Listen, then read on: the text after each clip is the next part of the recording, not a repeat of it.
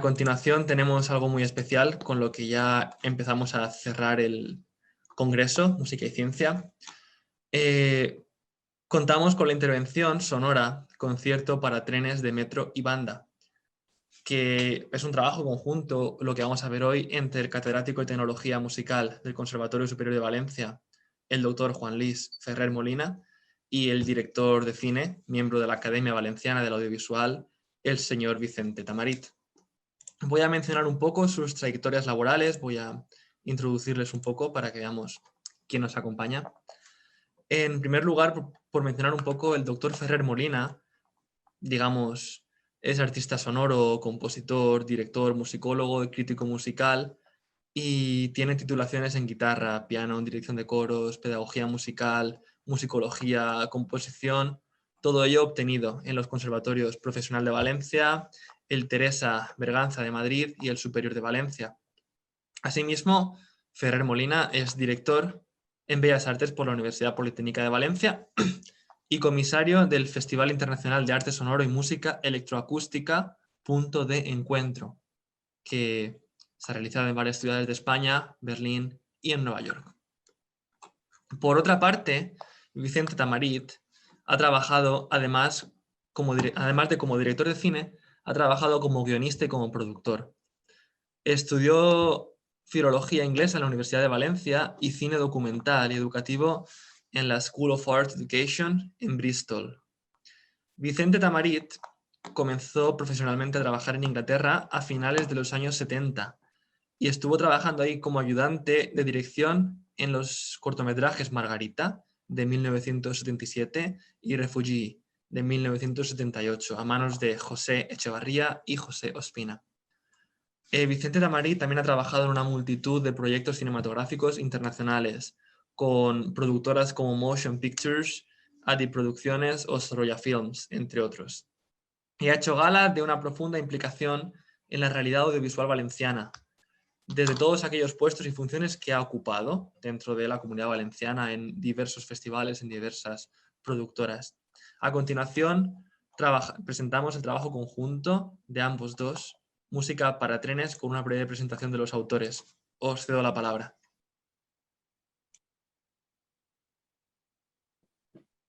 Hola, buenas tardes. Hola, buenas tardes. ¿Se me escucha bien? Me parece que empiezo yo, o si no, como queráis, pero si tomo la palabra yo, pues arranco, ¿si os parece? Sí, claro, claro. Bueno, pues muchísimas gracias. Lo primero, agradecer al Congreso, agradecer a todas las entidades que han hecho posible que podamos llevar a cabo la realización de la obra y el producto cinematográfico que vamos a presentar hoy. No es fácil, hemos necesitado el concurso de la ayuda de muchas instituciones, muchas de ellas públicas, y también quiero agradecer a todo el equipo de trabajo fantástico que ha venido realizando lo que vamos a presentar hoy. Entonces, pues resumiendo un poco en qué consiste, pues la obra es la obra en sí, luego está la filmación de la obra, están las dos como arte sobre arte, ¿no? La obra en sí es una intervención sonora en un espacio público. El espacio público es una estación de metro muy grande, emblemática de Valencia, que quizá pueda compartir. ¿Yo puedo compartir pantalla? Sí, sí, sin problemas. Tienes Vale, abajo en la parte inferior un botón vale. verde que pone compartir pantalla. Pues un momentito que voy a compartir pantalla para enseñar un poquito ese espacio. Y tenemos esta estación, este es el interior de una estación de metro que tiene 4 andenes y tiene subterránea, por supuesto, tiene escaleras mecánicas para subir y bajar y unos balcones, tiene luz natural arriba. Quizá Vicente quiere hablar luego un poco más del espacio arquitectónico. Entonces, es una intervención sonora para este espacio. Este espacio tiene sonido. Entonces, quiero recalcar que si hacemos una comparación con Como por ejemplo la pintura, en principio tendemos a pensar que la pintura sucede sobre un lienzo en blanco, sobre él se rellena todo. Esto es una idea que se puede equiparar a la idea de estrenar música en un auditorio. Es una especie de lienzo en blanco, allí no hay sonido y tú vas a poner el sonido. Pero también existe la posibilidad de pintar sobre cristal. Entonces, cuando pintas sobre cristal, se ve lo que hay a través del cristal, se ve el otro lado, hay un fondo, no pintas sobre un vacío, pintas sobre algo existente.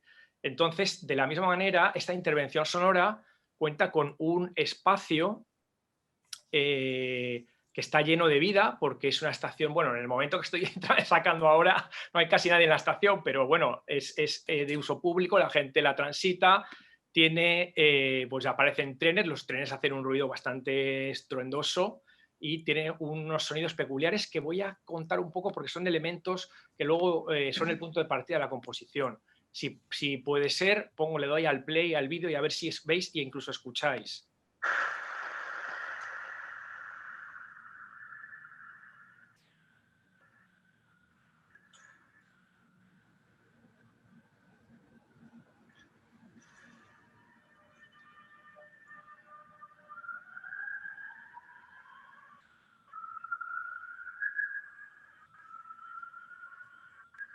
Bueno, lo dejo ahí.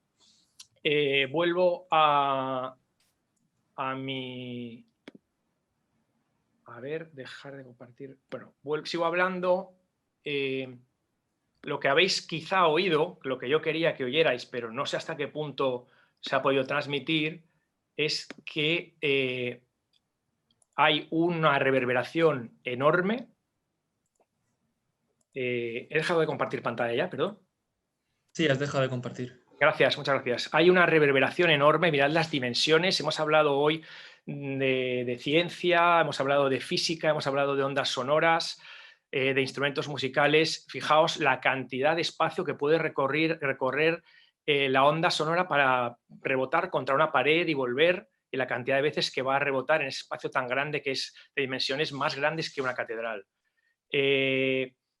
Entonces, además, ahora, si se ha podido escuchar, hemos oído que cuando las puertas abren se emite intermitentemente un la, que el sonido tiene un pedal de re, todo el rato el tren está sonando en re, y que además tenemos un glissando ascendente cuando el tren se aleja y cuando acelera, y un glissando descendente cuando el tren decelera para parar, para que bajen los pasajeros. Entonces, esos motivos tan sencillos, como la idea de subir, igual que una escala cromática se sube y se baja una escala cromática musical, con esos elementos tan sencillos es con lo que se parte como material sonoro de la composición. Quería hablar también de que, claro, que esta reverberación tan enorme, imaginaos que queremos tocar Beethoven dentro de esa estación. Pues no va a resultar. Es imposible porque los tiempos de reverberación exceden la velocidad de la música que pide Beethoven. Entonces es imposible hacer la música clásica tradicional en ese espacio, pero lo que se puede es hacer una música ad hoc que sea perfecta para ese espacio y que cuente como elemento sustancial de esa super reverberación de 10 segundos. Entonces, esto tiene que estar incluido en la composición como parte generativa de la obra, punto de partida, pero también nos crea un problema porque cuando queremos grabar la obra y queremos recoger el sonido de la obra, esa enorme reverberación se puede convertir en un exceso de repetición del mismo sonido que entra por todos los micrófonos, en cada micrófono una décima de segundo después o una fracción de segundo después, convirtiéndose en una grabación que sería una cacofonía. Entonces, ¿cómo hemos salvado a la hora de recoger esta obra, de hacer el audiovisual? ¿Cómo hemos salvado el sonido? Pues hemos situado un micro omnidireccional en el centro de la estación que hace como de escuchador ideal, de cabeza, y luego hemos puesto en los balcones a los sextetos de metal, cada uno con sus micros, cada sexteto, pero luego resulta que a los músicos les doy un itinerario porque tienen que bajar del tren, llegar en tren a la estación, bajarse del tren, tocar en un andén, caminar, subir escaleras, bajar escaleras, tocar en otro andén, irse en otro tren.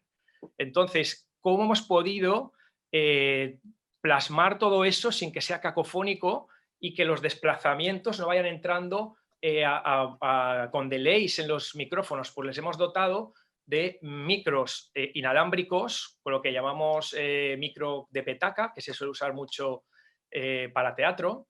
Entonces, cada instrumentista lleva su propio captador, su propio micrófono, que retransmite por ondas a una estación que recoge todo y todos los tiempos están referidos al tiempo cero de ese micro Omni que está en el centro de la estación. Bueno, un pequeño dato técnico, ya que también, pues eso también tiene algo, por supuesto, mucho de científico.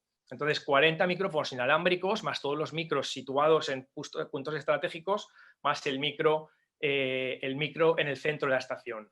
Luego, con todo eso, por supuesto, en la mesa de mezclas hemos tenido que calcular, acabamos calculando con calculadora la distancia entre todas las cosas, velocidad igual a espacio partido tiempo, física de la ESO, y saber a qué delay le teníamos que poner a cada micrófono para que todo convergiera en un mismo punto a la vez.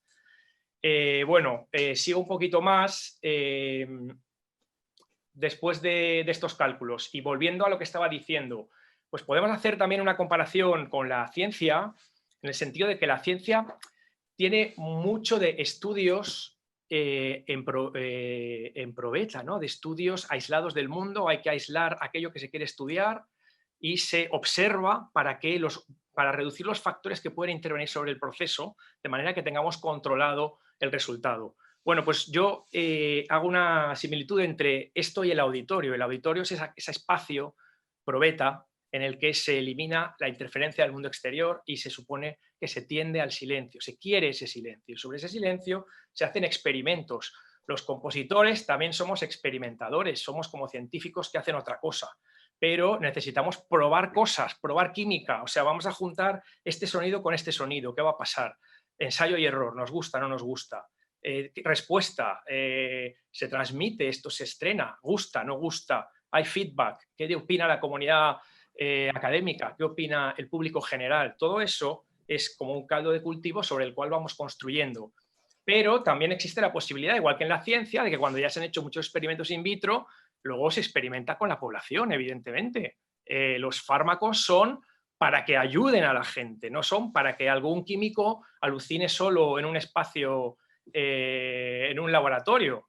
No es para que él se divierta, o sea, él se divierte en el mejor de los casos, pero hay un objetivo, hay que llegar a la gente.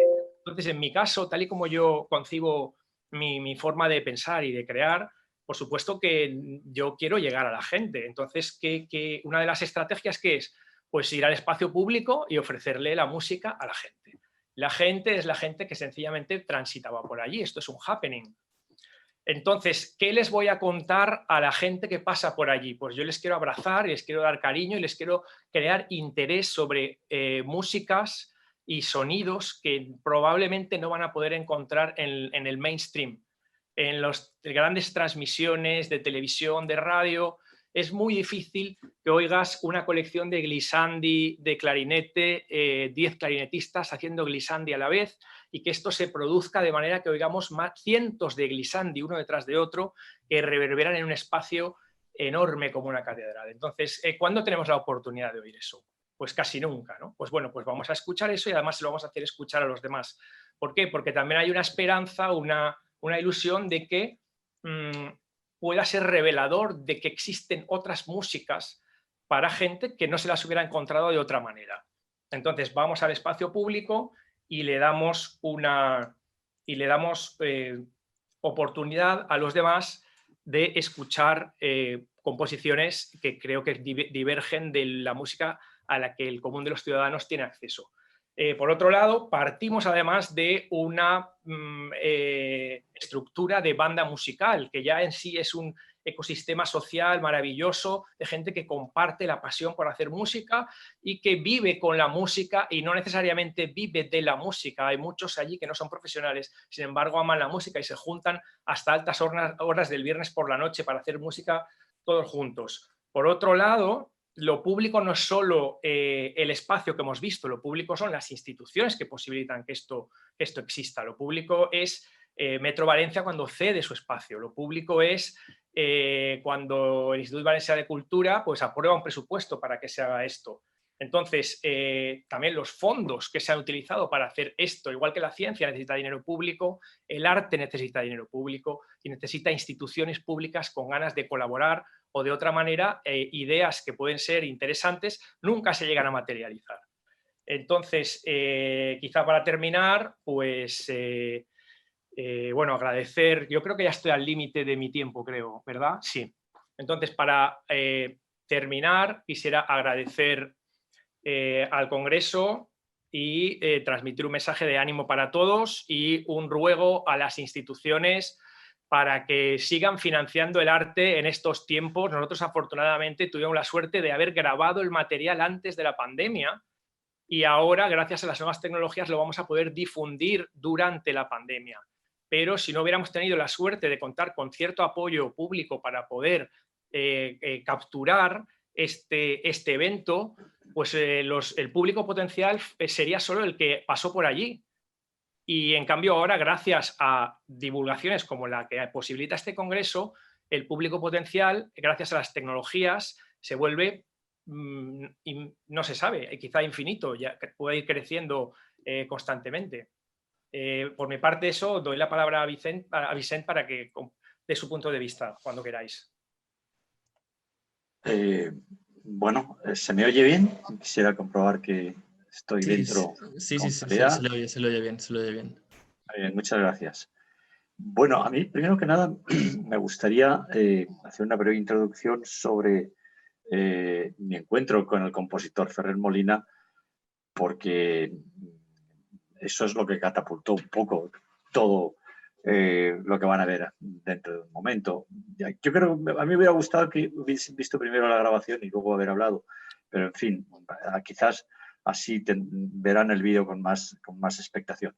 El vídeo que van a ver es simplemente un resumen del concierto de media hora que se grabó en la estación de metro de la Alameda. Y bueno, este concierto se grabó porque yo conocía al compositor Ferrer Molina por grabarle algunas actuaciones que él había hecho en diversos escenarios con sus propuestas de arte sonoro. Yo conocía las propuestas musicales de John Cage, pero hasta que no conocía a Ferrer Molina, realmente no pude apreciar qué eran esos conceptos de arte sonoro, ¿no? Y bueno, al ver qué tipo de música hacía, en el año 2016, en el Festival en Sants de Valencia, él me llamó para que fuera a grabar un concierto que daba en la estación de metro. Yo fui a verlo y a grabarlo. Fui allí con unos amigos, unos compañeros, y lo grabamos un poco de manera amateur. Realmente el único propósito era guardarlo como recuerdo, pero para mí fue una experiencia brutal. De repente aquello fue una revelación. Fue una revelación en el sentido de que me encontré con un concierto maravilloso, increíble. Me encontré con que el talento de un compositor valenciano se aunaba allí en aquel lugar con el talento de un arquitecto valenciano internacional, que es Calatrava, y que en aquella estación diseñada por el arquitecto Calatrava ocurría un fenómeno sonoro extraordinario. Había una sonoridad catedralicia, ¿no? en aquel ámbito. Esa estación es una estación muy singular, porque es una estación que tiene luz cenital, que le entra luz del día, algo que no es usual en las estaciones del metro, ¿no? Que tengan una luz cenital con luz del día, y que tiene 4 andenes, es una estación amplia y que en determinadas horas es muy concurrida, ¿no? Y bueno, allí aquello me sorprendió tanto, me pareció tan impresionante que decidimos grabar el concierto adecuadamente, en las condiciones necesarias, ¿no? Porque aquello para mí era había dos cosas muy importantes: modernidad y vanguardia. Se aunaban allí en la plástica del edificio, de la construcción del metro, y en la sonoridad concebida por Ferrer Molina en ese ámbito, ¿no? en el que además se hacía con una típica banda de aquí, de las que hay muchas en los pueblos valencianos. Son bandas generalmente populares, en la que la gente que participa en ellas, los músicos que participan, la mansa mayoría son aficionados, y que, bueno, lo típico es que suenen pasodobles y música, digamos, festiva, ¿no? Y aquí lo que hacíamos, lo que hacía la propuesta de Ferrer Molina era utilizar precisamente una banda popular clásica, en este caso la banda de Picaña, para hacer música de vanguardia. Y eso me pareció una idea formidable, ¿no? Entonces, lo que hicimos fue organizar aquello debidamente, no como lo había hecho en el 2016, y un esfuerzo técnico importante. En el esfuerzo técnico teníamos 6 cámaras, ubicadas 4 en los andenes y 2 en los balcones más altos de la estación. Y luego teníamos un micrófono central, como ya ha explicado Ferrer Molina, para captar todo el sonido ambiental, y los 46 micrófonos individuales que portaba cada intérprete, cada músico. Y luego 2 estaciones de captación de estos 46 micrófonos. Es decir, el despliegue técnico era realmente importante. Y tuvimos la suerte de tener además 6 operadores de cámara con mucha sensibilidad y con mucho gusto, con los que pudimos hacer planos, yo creo que realmente muy interesantes, ¿no? Un factor muy interesante también, muy importante, fue observar cómo el usuario de metro se convertía en público y disfrutaba muchísimo de aquella sorprendente actuación en el metro, en los andenes, ¿no? Incluso pudimos captar gente que se bajaba del metro y se quedó sentado en los andenes disfrutando del concierto y dejó de viajar, de seguir su itinerario en el metro para quedarse a asistir al concierto de manera absolutamente espontánea. Yo creo que esa fue una experiencia muy interesante como aproximación a lo público que describía antes Ferrer Molina, ¿no? Y luego también el trabajo de los músicos de la banda de Picaña fue estupendo, no solo musicalmente, sino porque fueron capaces de coreografiar las entradas y salidas a los trenes del metro, o las subidas y las bajadas que ya verán que realizan en los escalones y en las escaleras mecánicas de la estación. Yo creo que aquello fue una experiencia que esperamos que ahora se difunda ampliamente. Esta es la primera experiencia que hacemos con Internet, es aquí en el Congreso, que agradecemos la invitación que nos han hecho. Ferrer Molina y yo estamos felices de participar en este Congreso con nuestra locura musical. Y bueno, esto como colofón a mi intervención, quisiera agradecer la participación del Instituto de Música de Valencia, la Diputación de Valencia, Mostra Viva del Mediterráneo, que fue importante en conseguir que se gestionaran las cosas, el Instituto Valencià de Turisme y, por supuesto, la banda municipal de Picaña, que ha sido, bueno, un pie fundamental en este concierto. Yo creo que ha sido una gozada comprobar que las bandas populares de los pueblos son capaces de interpretar música de vanguardia sin ningún problema.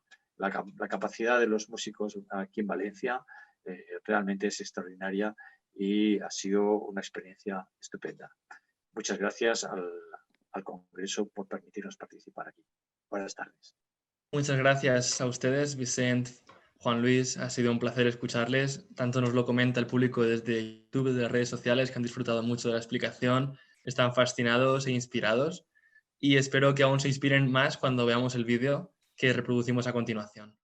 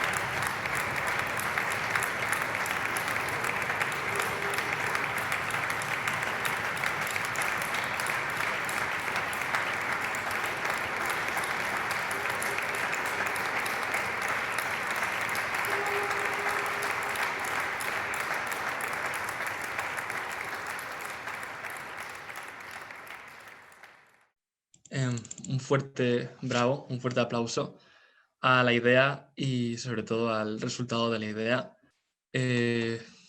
Considero, y creo que puedo hablar en nombre de todo el Congreso sobre esto, que justo precisamente esta actividad es el mejor ejemplo de lo que es la unión entre música y ciencia. Es justo la filosofía de este Congreso.